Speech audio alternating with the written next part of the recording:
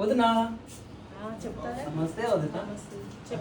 వదినా ఏం లేదులే కానీ మా ఫ్రెండ్స్ ఈ వీక్ గోవా ట్రిప్ వెళ్తారు. నాకు 10K కావాలి వదినా. ఎందుకు?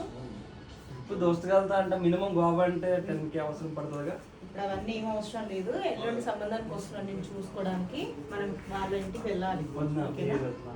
దేనికి అవసరం లేదు. వదినండి ఎవరు అమ్మ తర్వాత అమ్మ లాంటిది వదినంటే. అవును, కానీ మీ అన్నయ్య బయటకు వెళ్ళారు, బెంగళూరు వెళ్ళారు. ఆయన వచ్చిన తర్వాత ఎల్లుండి పెళ్లి చూపుకి వెళ్ళాలి. మనము చాలా పనులు ఉన్నాయి. ఫైనల్ మాట ఏంటి చెప్పు. ఇప్పుడు కూడా కుదరదు మా అంటున్నా. వదిన ఏమనంటే ఇస్తుందని అర్థం, లేదు లేదు లేదంటే అవదని అర్థం.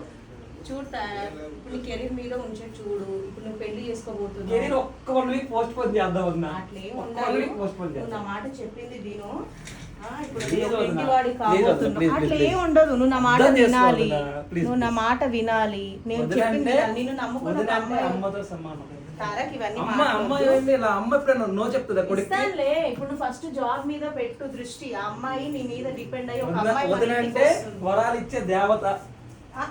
అట్లా సో నువ్వు నాకు దేవత కాబట్టి నువ్వు సరే, ఇచ్చేస్తావు అంతే. ఇస్తాను కానీ మీ అన్నయ్య